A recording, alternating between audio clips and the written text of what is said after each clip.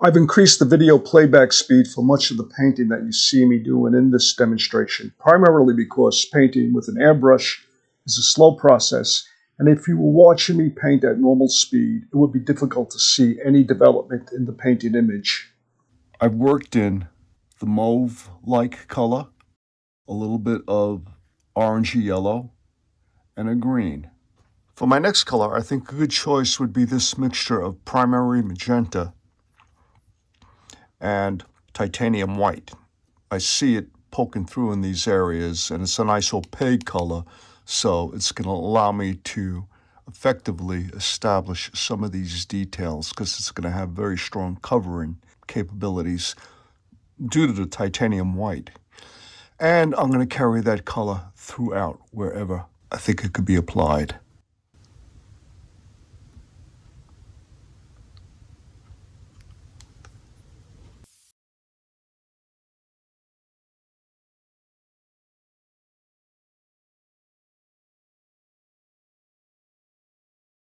By continuously working back and forth from the background to the foreground, the edges, the boundaries between forms emerge nicely and take on a very natural, integrated look. If I see they're getting a little too fuzzy, I just work into the foreground objects, and the fuzziness gradually disappears.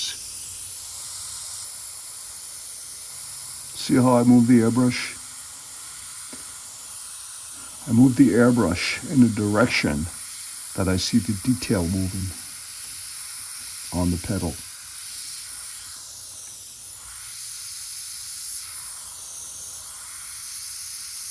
To clean my airbrush, I bring it over to my studio sink.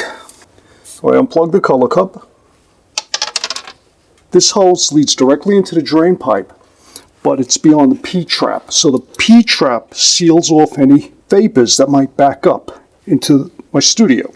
And what I can do with this is I plug my airbrush into this. I take one of these squeeze bottles that I filled up with my homemade cleaning fluid. And it has one of these needles. I buy these from a jewelry supply company. And I stick it in there. I just flood it with cleaning fluid. Then, knowing that the chamber part has been thoroughly cleaned, I plug in the color cup. I fill that up with fluid and flush it through. Now everything is just going down the drain, and backup vapors are being prevented from coming into the studio by the P-trap. And I usually do this twice. That gives me a really good color clean. Aside from what I just showed you, there are also very effective and inexpensive airbrush cleaning pots that can be purchased at your local art store or online. I've thoroughly cleaned out my airbrush because I want to switch to pure titanium white and work in some of the highlights that I see here and the white stripe in the leaves. Squeeze some paint into the color cup. I'd like to start with this section right over here. The leaves have white highlights down their centers, so I'll work these areas in first, then I'll apply the white throughout the rest of the painting at varying degrees of spray density.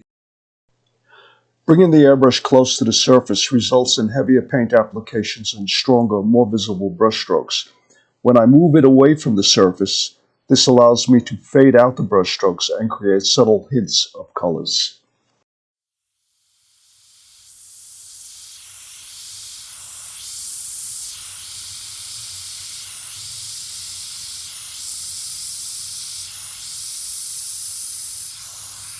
Throughout developing any of my paintings, I use white extensively, just the way you're seeing me do it now. I'll work in some basic colors, and I often switch back to white because of the way I could control the fineness of the spray. It's a way of adjusting colors to create tints.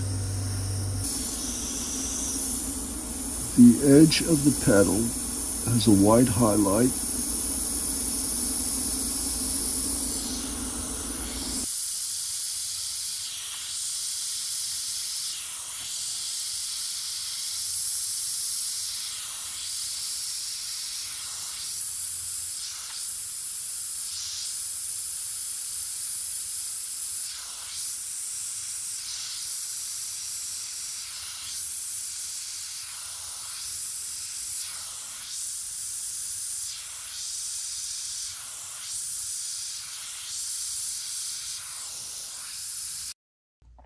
Up to now, you've been watching me paint with the air cap on, and I keep it on when I'm painting most of the time because I don't want to damage the needle, but I would like to show you how you can paint without it.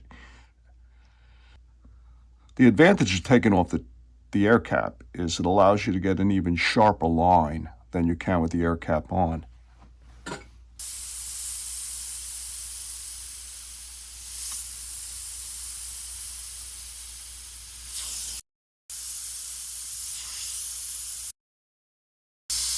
I'm using the mixture of diazazine purple and quinacridone violet to establish some of the sharper detail that I see.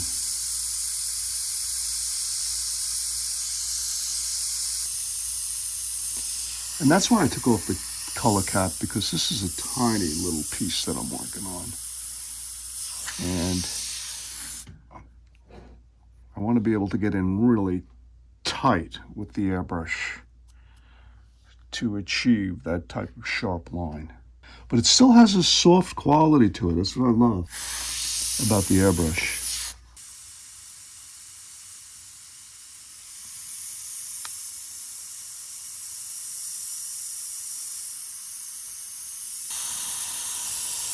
I don't worry about the overspray because eventually I'll go back into the foreground and paint on top of the overspray.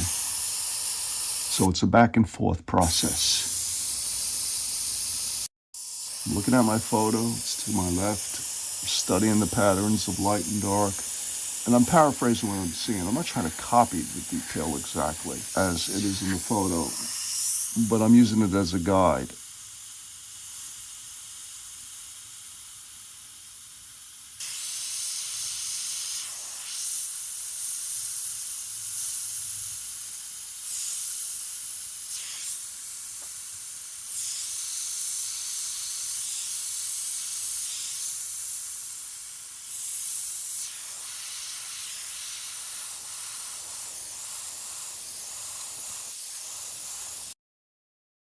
Although I'm mixing colors that approximate what I'm seeing.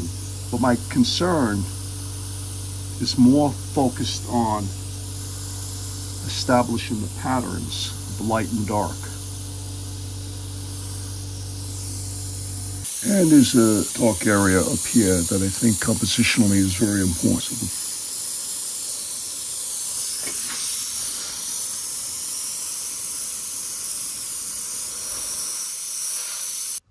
This is taking on a very violetish quality, and I want to start shifting it to other colors. So for my next color, I mix a little bit of ultramarine and cerulean blue and mostly titanium white, and I'll begin to work in some of the blues that I see in the photo, especially in this area right over here.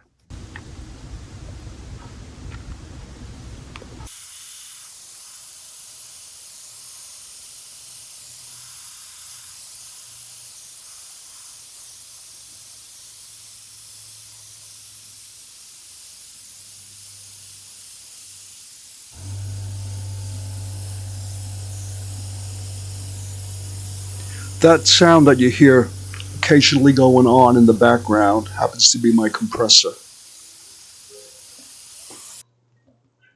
Okay, I want to carry some of that blue into this area right over here. Ultramarine seems to tone other colors down, graze them down a bit.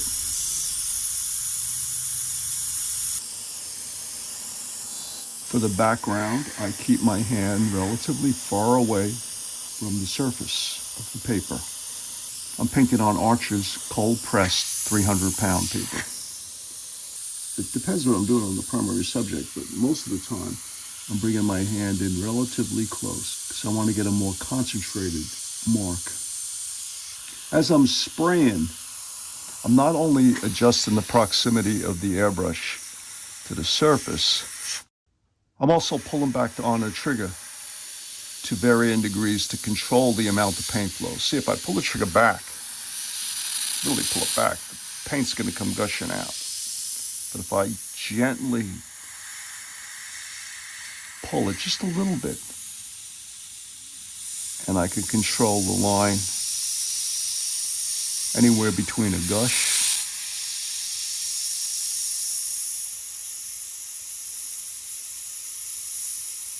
and a fine line.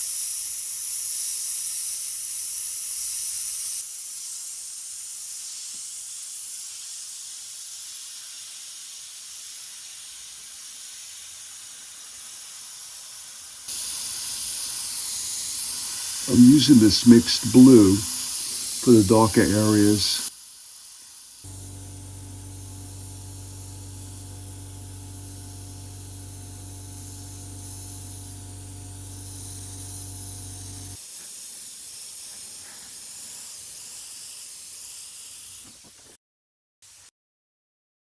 I'm starting to get a little bit of contrast between the background and the crocus.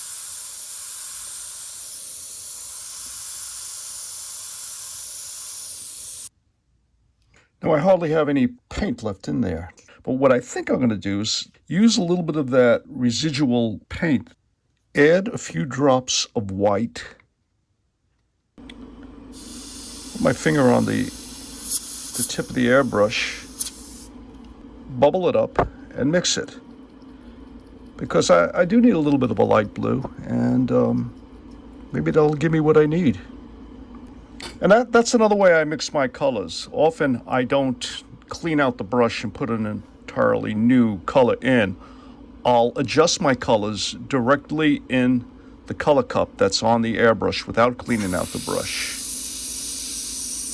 I even like the transition that I get as the color shifts over from the original color in the cup to the new color. Because there's still a little of that color, the old color, in the channel of the airbrush itself. I'm not going to immediately get the color that I just mixed by adding the white.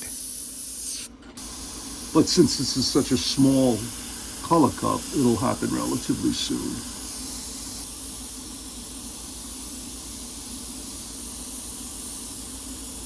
Yeah, it's a lighter tint. Very pale blue in certain areas of this crocus.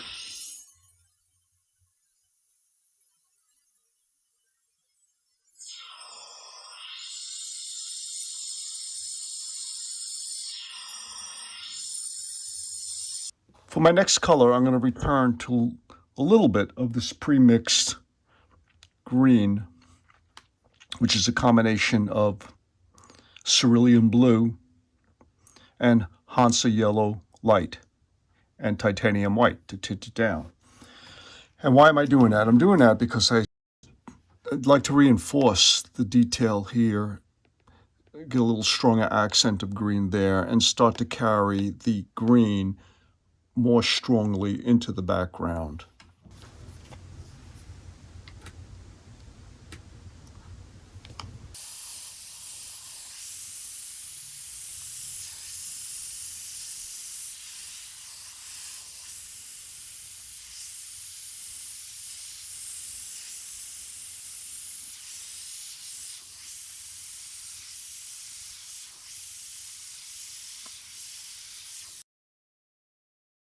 Now I'm switching over to a little burnt sienna that's been mixed down with titanium white.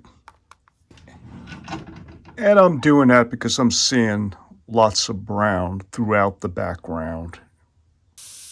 And notice how I work in colors, singular colors, throughout the entire surface of the painting. It would be good to tint this burnt sienna with quite a bit of white, so I can work in some of these areas over here. I like these areas.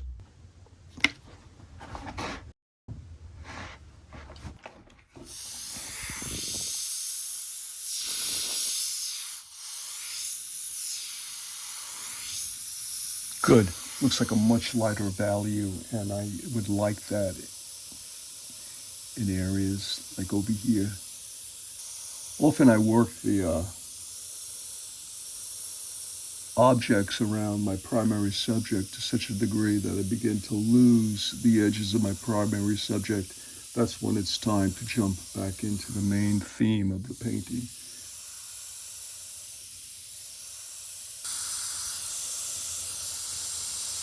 Lots of soft focus, little glows of color in this area. It'll be fun to develop them.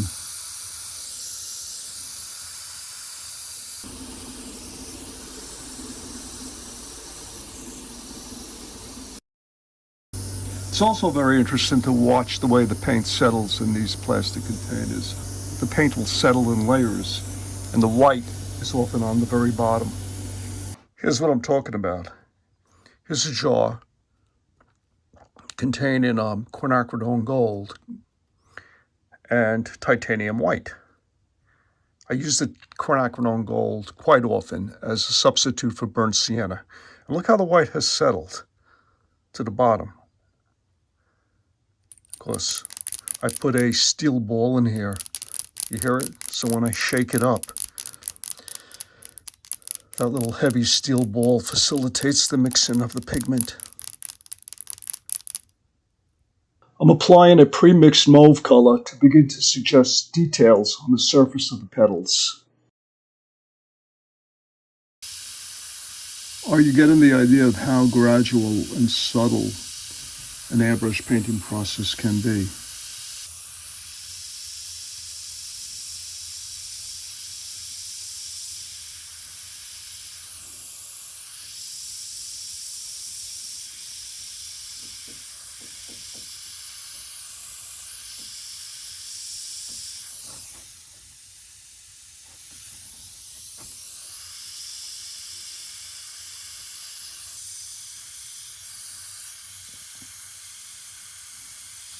Working with the trigger mechanism on the airbrush,